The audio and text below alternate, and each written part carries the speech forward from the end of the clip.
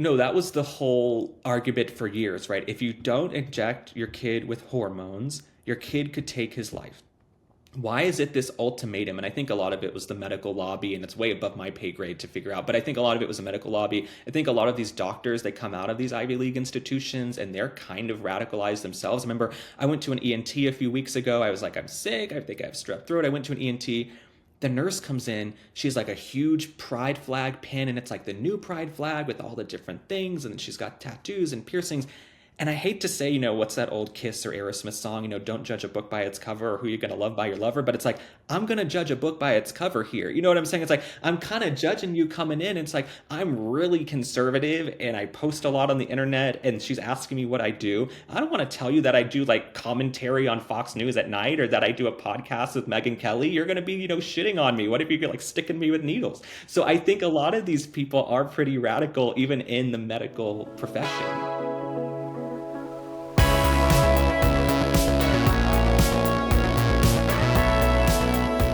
To a brand new episode of the Michele Tafoya podcast. Don't forget to click subscribe wherever you're listening or watching. Just click that little button, subscribe. It's very easy and it's free. You don't have to pay a thing. And you get great interviews like today is going to be so fun. Link Lauren. This guy is 28 years old. He worked on the RFK Jr. campaign. He's a TikTok content producer extraordinaire. He's a comedian, a music. I mean, he's just all over the map, but damn it, he's funny and he's fun and he's got some great stories to tell. And you're going to want to listen from beginning to end. He's also a British royal commentator, but we didn't touch on that. We touched on Kamala, The View, and Dylan Mulvaney, just to name a few, and some really good insight on the RFK Jr. campaign. You're going to love it. Stay tuned, subscribe. Link Lauren is next. Link, Lauren, it is so great to see you. How are you? I'm great. Thank you for having me. Thank you so much. When I was looking at your bio, you're only 26, right? No, I just turned 28. Everything is wrong. I'm like, you guys, I just turned 28. I'm not 26, but close. You're so old. I forget it. I take it all back. You're over the hill. You're ancient. Well, happy birthday. 28. Still, you've achieved a lot for a 28-year-old. Thank you. We can all say that Caroline Leavitt may have raised the bar for all 28-year-olds across the planet Earth, but you're right there. It's good to talk to you. You and I have done Jimmy Fallon's show together. It's always a hoot. But you're just a good person to talk to about the cultural events we're living through, and just kind of politics and all the rest. So I wanted to talk to you about Kamala Harris. She's on this book tour I don't think it's ever gonna end, Link. I think that her plan is to be on book tour for as long as she possibly can. Why does she think she's still relevant? Well, I don't know.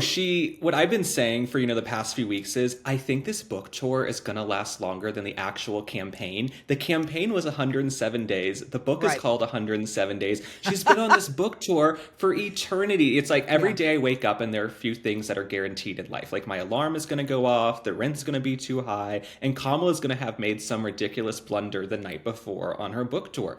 To me, in my opinion, I think Kamala Harris seems inebriated. She doesn't seem well. She's slurring her words on stage. She's like, you want to talk about deportations? I've been calling her Anna Nicole Kamala because she's sort of talking like Anna Nicole Smith on stage at these shows.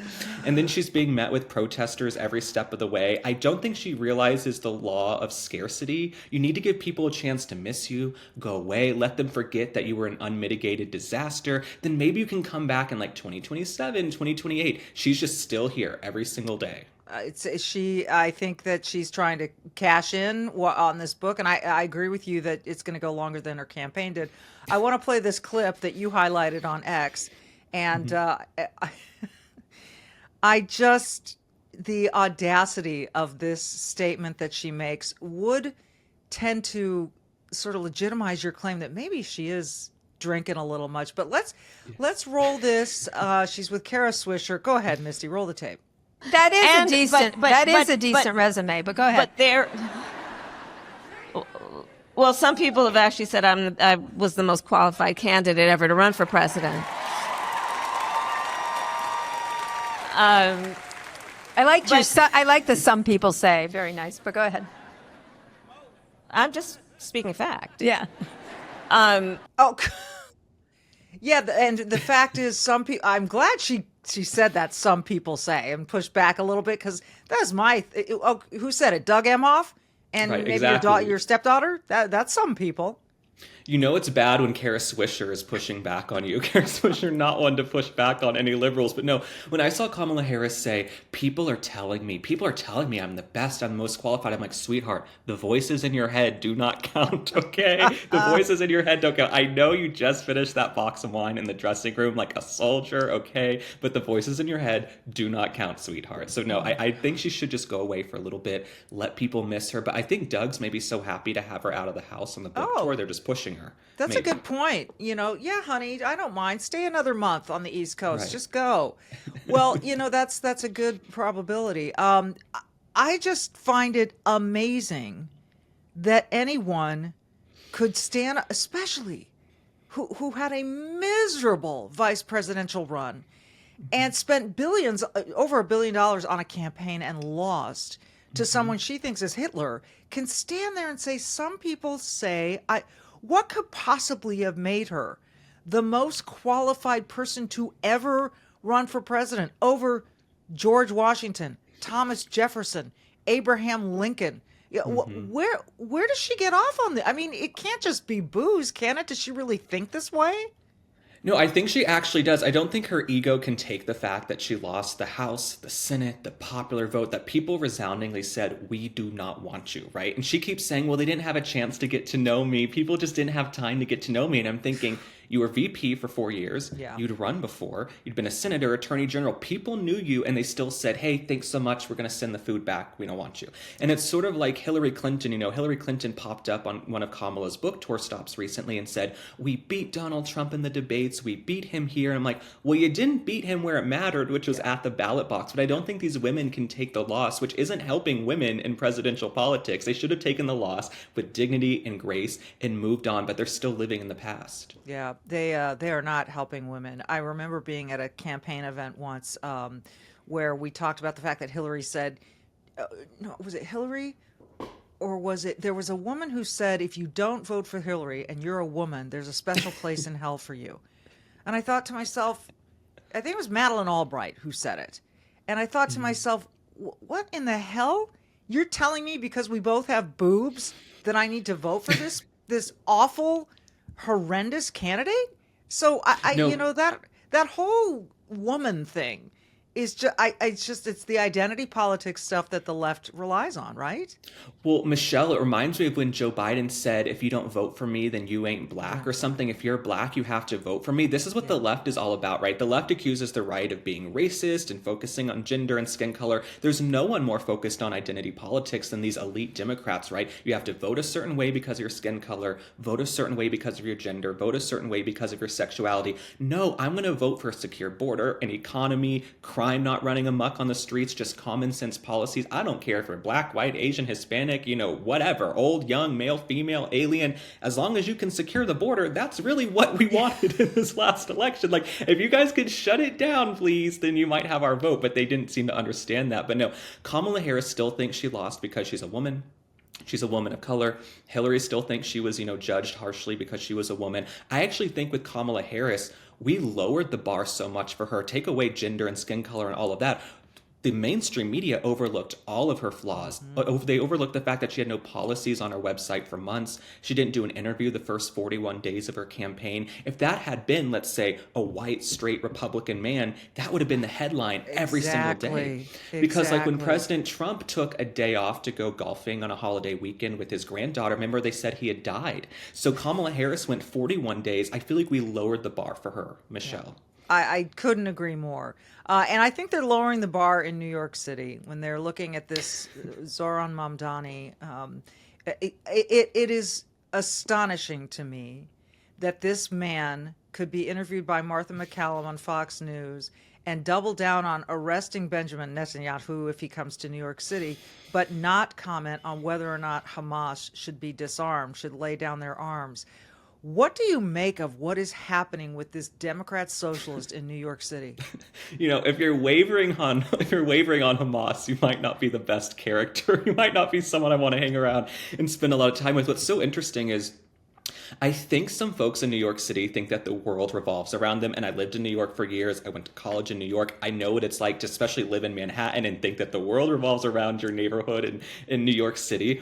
But so many of my followers live across the country. And what they've been telling me the last few weeks is, we're so tired of hearing about this Zoran Mamdani character. We don't live in New York City. We have no plans to visit New York City. We're in Nebraska, Iowa, Kentucky, Alabama. I think it's funny, these, folks in New York City, they want to sit there and complain about Zoran Mamdani. Most of my friends complaining about Zoran Mamdani, they might have a condo in Florida. They might have a place here. Get out. Why are you still living in this liberal hellhole when you don't have to? That's sort of my thinking now. Yeah. And I think my followers are like, why do these New Yorkers think the world revolves around them? We don't care about Zoran. Zoran Mamdani is not going to affect us in Des Moines. You know what I'm saying? But it's all over the news every day. It's kind of funny. It is funny. I think here's the thing. It seems to be the start of perhaps something. Mm-hmm. Because I live here in Minnesota, where we voted in Ilhan Omar more than once, and where we now have a Democrat Socialist of America candidate running for mayor of Minneapolis here. And Ilhan has endorsed him. And you see the things going on in Dearborn, Michigan, where they're chanting "Death to America" in the streets and changing street signs to be named after people who are pro-Hamas. So when you see this developing in the United States of America, and you ask yourself, is this just a pocket here or a pocket there? When it's happening in the financial capital of the world, it is astonishing. I think it does send a message, and should send a message across the country, that people need to pay attention to what's sort of maybe taking root here. No, exactly. And I'm always the friend in my group of friends who's like staying calm in a disaster or an emergency, especially in my household. And what I've been telling people recently is, if you look at Kamala Harris and the policies she ran on in the last election, her policies pretty much mirror Zoran Mamdani's. She was just able to sort of hide it better. She was hiding it, doing this sort of ventriloquist act, this, magician act. But she wanted taxpayer-funded surgeries for trans inmates. She wanted open borders. She had a lot of these socialist policies, and she lost overwhelmingly, in a general election. The majority of the country said, we don't want you. And so I understand that Zoran Mamdani is popping up. You've got Ilhan Omar, who's a Somalian pirate. She's gaining steam a little bit, gaining more followers. But I think in a national election, the country overwhelmingly says, no, we don't want to pay for trans inmates to have surgeries. We don't want open borders. We don't want this. So Zoran Mamdani, he can catch fire in New York City with these liberal young people on TikTok and Twitter voting for him, but I just don't see it ever branching out too much to the rest of the country, if that makes sense. It does, and it's going to be very curious to see. It appears he'll get elected. If he does, then, is this a moment where New York City really learns what it's like to live under this kind of a leader? And frankly, he's saying all this. Can he actually do everything he's claiming he can do? Because I just don't see how he can do it. No, I don't think he's going to get any of these things done. I feel like there's some folks who are great at running for office, and then they're terrible at governing. And then there are folks who are great at governing, and maybe they're not the best on the stump. Like Ron DeSantis. I love Ron DeSantis in Florida. Is he the best person to run for office? No, but he's great at governing when he's in office. And I feel like Zoran Mamdani is sort of going to be the opposite. He's got the charisma, and he can go out there, and he has his talking points, and he's got a great social media team, so he can put out these flashy videos. But let's see if he gets into office, are you actually going to be able to get any of these things done that you promised all of these young people? I'll also say, as a Gen Z person, you can throw raw meat into the lion's den and say, we're going to give you free housing, free healthcare, free this, free everything. And then when push comes to shove, the young people are going to go, well, wait a second, where's all that free food we are promised in free housing? I don't see it happening, Michelle. I don't either. I don't, because everyone in New York will live half time in Florida, and they'll take their tax dollars out of there. He appeared on The View. They always are very welcoming. I did a stint on The View. I did 2 different weeks on The View, and it was not fun. It was not fun. And it's, I think that Alyssa Farrow has really shifted her politics to fit in on that at that table. But listen to what Joy Behar said, because they claim at The View that they invite Republicans, but they just don't want to show up. Roll the tape, Misty. I think that we should have more Republicans on the show, but they don't want to come on. They're scared of us. It's like Marjorie Taylor Greene says that she finds the Republican men afraid of powerful women. Well, that may be true of all the political persuasions. But if they would come on this show and they can explain to us what they're trying to do to this country. What they're trying to do to this country. Do you believe her that they invite them and they don't come because they're scared? No, because I can think of a dozen Republicans like Riley Gaines and Clay and Buck Sexton, these people who have. Have you been invited?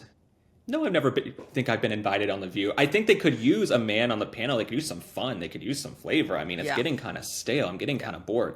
But no, I've not been invited on The View. Would you go? It's so interesting.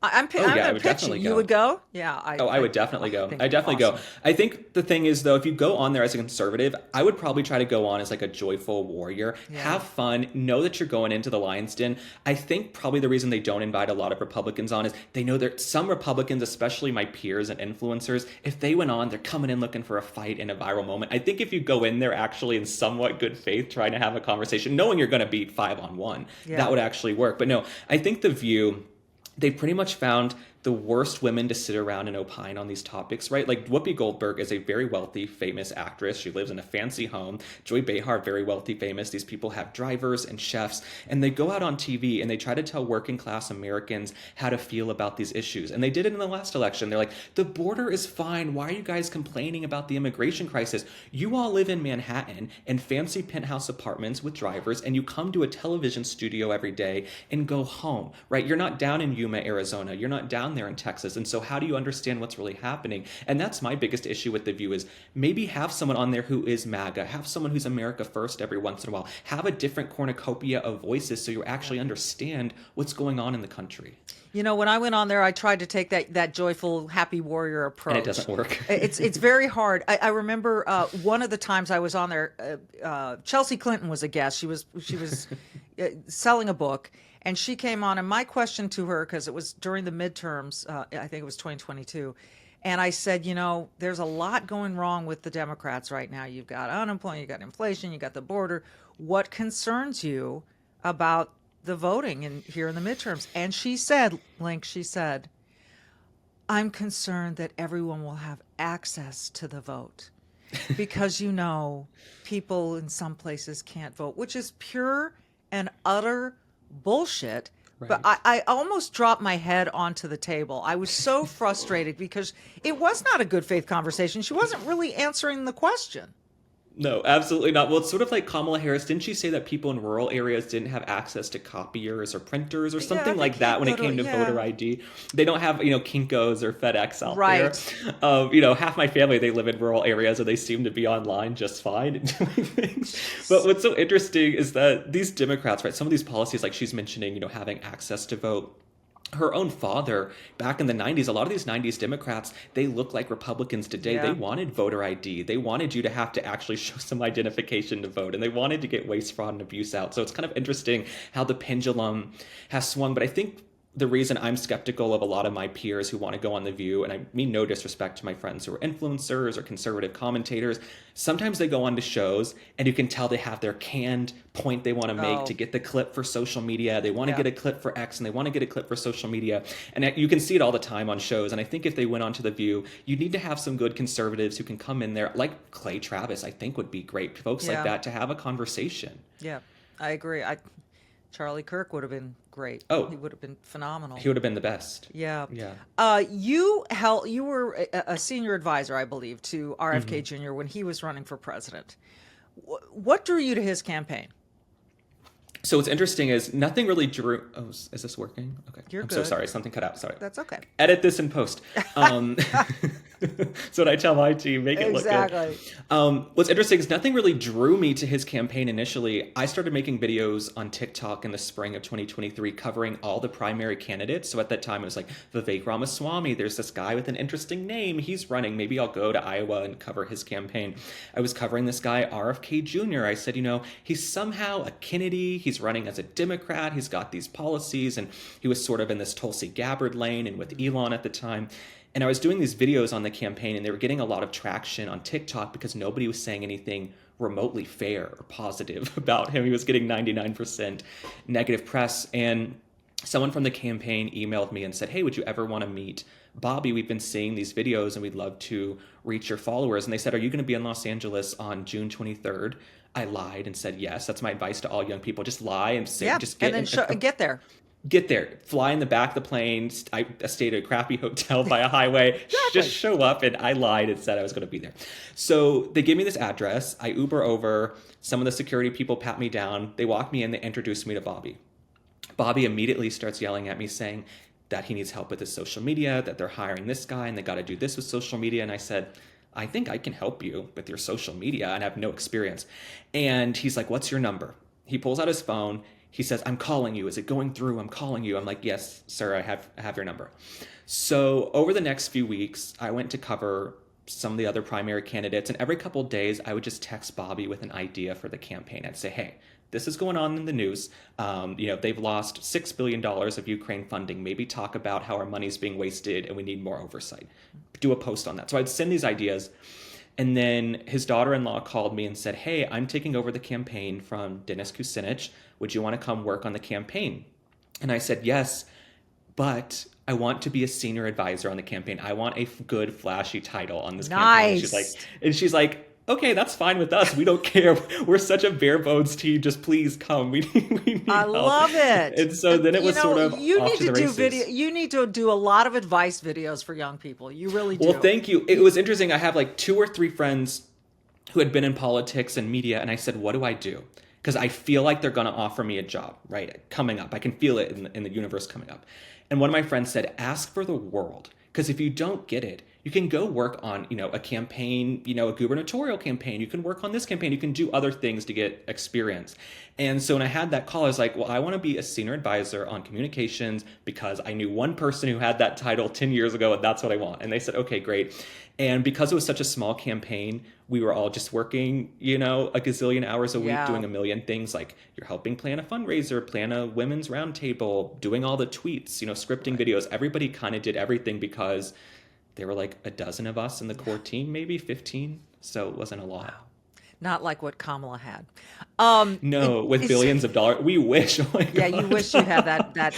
We wish we had billions of dollars. Yeah. So when the big moment happened that Robert decided to join forces with Trump, what role? Where were you? How did that hit you? What happened?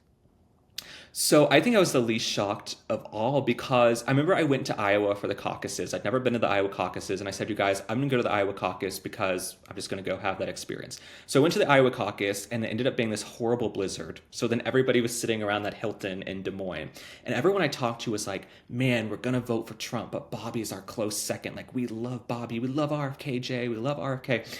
And so on January 20th, 2024, I sent this email to the core team, including Bobby. He was on the email. And I said, hey, why don't we really consider endorsing Trump and going with Trump and trying to get a seat at the table to work on public health and all these things that you're so passionate about? And some of the campaign was actually in Hawaii filming a documentary on the Lahaina fires. I did not go on that trip. And I said, I'm going to go to the blizzard. Y'all go to Hawaii. Yeah. So I'll skip Lahaina and go to Des Moines. Yes. And so Bobby called me and he said, not now. No, I don't think it's the time. He's publicly since shared this. He was like, Cheryl's not into it. I think now is not the right time, which I understood. And so then 8 months later, when he did endorse President Trump, I was so happy because I was probably the one squeaky wheel in every meeting. Like, can we just endorse Trump? Like, let's endorse Trump. Come on, let's move along. We know it's the inevitable. Let's just do it. And what's so funny is some of the folks internally on the campaign were like, you're a traitor and you don't believe in the mission because you're always saying to go endorse Trump. Those same people now are in like MAGA hats, America First hats. Like, y'all are all stumping for Trump. And I knew that's what was going to happen the second it happened. But yeah, no, I couldn't have been happier. So RFK Jr.'s wife, Cheryl Hines, was on The View previously, and they kind of attacked her and called him the least experienced person for Health and Human Services. But that's, that's kind of, I don't even want to go there because I want to ask you this. Like you said, everyone then put on the MAGA hats and, Cheryl Hines has kind of come around. What have you learned about the Trump effect In other words, like once it seems to me that once people get in that sphere and get to know him, you could call it a sellout, you could call it, but he seems to have a magnetic quality that people really just they go to. They are attracted to it, and they like him once they meet him. What was your experience? Well, what's interesting is for so many years, people say Trump is a Nazi, he's fascist, he's Hitler, he's this terrible guy. You spend 2 minutes around President Trump, he's got charisma, he's got this joie de vivre, this sense of humor, and he really does love the country. I mean, this is a man, he will fly all through the night to get home to sleep in his own bed. He is not staying out in other countries. He loves the United States of America more than anything else. I think he really embodies also this American success story. He grew up in Queens, looking at the Manhattan skyline, thinking, I want to build the Manhattan skyline, I want to do this. And so I think it's an interesting story that a lot of young people could look up to. And so for me, I always liked President Trump. I thought he was the consummate entertainer. I found him fun. He reminded me of one of my relatives. We called him Showboat. He was outgoing. He wasn't always politically correct, but that's what you wanted because that's what people really connect with. So no, I love President Trump, and I knew people would come around. I was like, Bobby should endorse Trump because it's his only chance really at having a seat at the table to work on public health policy and to work on chronic disease. And I knew President Trump in my heart of hearts would follow through on his promise to him. And I think he has. And I'm just so happy. It does seem to me that Trump gets more done in a day than most other presidents got done in a month. And it's astonishing to watch. I don't know when he sleeps or if he sleeps. But one of the things that he ran on, and we'll wrap with this sort of topic, he was very successful with the ad campaign that Kamala Harris was for they, them. Donald Trump is for all of us, for you, that whole trans part of Kamala's, that plank in her campaign. And it seems to me it's not an 80-20 issue. I think it's more like a 95-5 issue. And now we're seeing numbers showing that people in college, young people are much more just identifying as the sex they were born in rather than trans or, right? So, but Right. we still, as you introduced me to on your feed on X, we still have Dylan Mulvaney. But since Bud Light, it hasn't been a lot of attention. So Dylan put out this post. Misty, let's roll Dylan Mulvaney. Oh, it's Jesus, here to tell you that you should buy tickets to The Least Problematic Woman in the World, starring one of my dad's favorites, Dylan Mulvaney. Trans people are cool, we should all support them. Especially Dylan, because tickets are like under $100 right now, and it's a great deal if you ask me. Okay, we'll catch up later. See you later. Bye. Wow. What? Certainly an attention grabber as far as social media is concerned. But wow, I don't even know really how to start to respond. What hit you about it the most? I thought it was sacrilegious, blasphemous, desperate. I think what's happened with Dylan Mulvaney is Dylan Mulvaney got such a massive volume of attention in 2023 because of the Bud Light scandal in 2024. And even though it was negative attention, a lot of it was criticism, it still was feeding that ego, right? That hole inside, that's something that was desperate to be loved, to be seen, to be validated.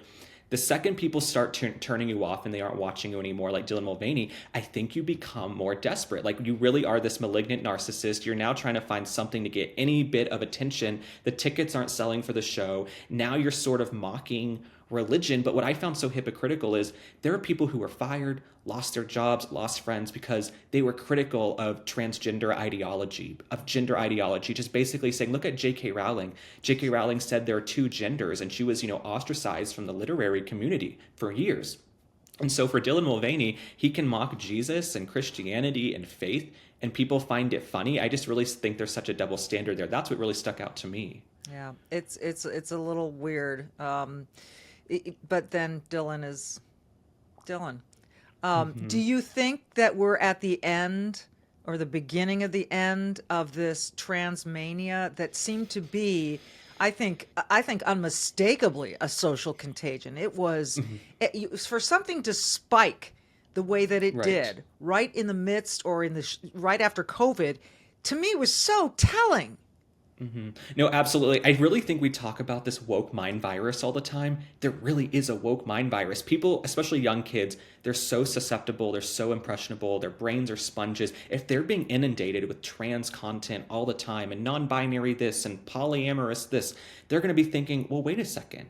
Am I this gender? Should I change? Should I do? And the kids never would have questioned themselves before if they weren't constantly bombarded with it. It's like these young kids now, the teachers are teaching them about pronouns in the first grade before they can even read, write, and do arithmetic. So you're kind of pouring that into a kid's brain. It's like that tabula rasa argument. Is it a blank slate, or is it nature versus nurture? Anything you put into a kid's brain before that frontal lobe is connected is going to have repercussions. And so I do think it was really this social contagion, this woke mind virus. I think a lot of the young kids are victims who are pushed into cross-sex hormones and transitioning, and unfortunately they're going to have to deal with that even though the social contagion is going down. So it really, really is, I think, just the woke mind virus. Parents, you need to be more involved if you're not already, and you don't need to listen to a doctor who says, do you want a living son or a dead daughter, or vice versa. You just don't. That's just it's insane. No, that was the whole argument for years, right? If you don't inject your kid with hormones, your kid could take his life. Why is it this ultimatum? And I think a lot of it was the medical lobby, and it's way above my pay grade to figure out. But I think a lot of it was the medical lobby. I think a lot of these doctors, they come out of these Ivy League institutions and they're kind of radicalized themselves. I remember I went to an ENT a few weeks ago. I was like, I'm sick. I think I have strep throat. I went to an ENT. The nurse comes in, she's like a huge pride flag pin, and it's like the new pride flag with all the different things, and then she's got tattoos and piercings. And I hate to say, what's that old Kiss or Aerosmith song, don't judge a book by its cover, or who you're going to love by your lover. But it's like, I'm going to judge a book by its cover here. You know what I'm saying? It's like, I'm kind of judging you coming in. It's like, I'm really conservative and I post a lot on the internet, and she's asking me what I do. I don't want to tell you that I do like commentary on Fox News at night, or that I do a podcast with Megyn Kelly. You're going to be, shitting on me. What if you're sticking me with needles? Exactly. So I think a lot of these people are pretty radical, even in the medical profession. Well, we saw that in the wake of Charlie Kirk's death, the number of people in the medical community who were so quick to say he had it coming, or he was a bigot, or he was this or that. And these people, and when you're in medicine, it's like Reagan said when he got shot. He asked the surgeon, "Are you a Democrat or a Republican?" Or "I hope you're a Republican." And that was in the 80s when it wasn't even this pronounced. But yes, when someone walks into a medical office advertising with a flag what they believe in, who they are, and what they stand for, how do you not judge that, right? I mean, How do you not judge that? Well, then it puts me in a position because, they're making small talk and asking, what do you do? And da-da-da-da-da. And it's like, am I going to say I worked on the Kennedy campaign? Because they probably think he's the boogeyman. Yeah. If you're, a doctor and you're wearing a huge, pride flag on your chest, on your scrubs, you're going to think Bobby's the freaking boogeyman, right? And so I'm trying to be like, I work in marketing, communications. I sell Dyson vacuums, actually, so I need my voice back. If you could help me with this. I'm trying to find, I was just trying to find anything to say that was not I do conservative commentary and I work for RFK Jr. And then they're probably thinking, well, has he had his shot? Should he be in here? Put on a mask. Crazy. Put on a mask. Exactly. Oh, Link, so great to hang out with you today. Thank you for doing this. I want you to come on my podcast too. Love and to. when we don't have the technical difficulties, I'm so type A and a Virgo. I'm like, I was so pissed with these technical difficulties. Yeah, I was like, Michelle, you are just I'm fine. so freaking pissed. I'm like, I want to use my microphone. I want to use the studio. Nothing is working. So anyway, you look I'm great. very, You very sound grateful. great. It all worked out perfectly. He is Link Lauren. Well, thank you so find much. him Thank all you. over social media, and you should. He's a great follow. Cut out. Like I always end my podcast, I say, be brave. You cut out, but I'm gonna. You got me? I was going to say you cut out, but I'm just going to pretend that you gave me a million compliments, and I'm going to take that. I had no idea what you said, but thank you.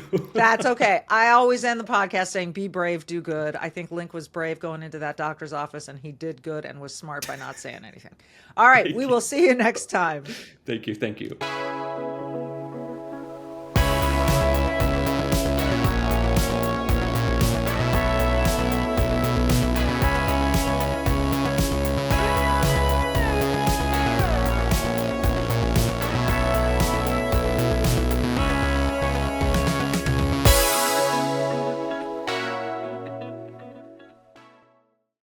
You can keep up with the Trump administration when you subscribe to the Trump Report. It's an email that brings you daily highlights from the Oval Office right to your inbox 5 days a week. Subscribe today at SalemPodcastNetwork.com/Trump.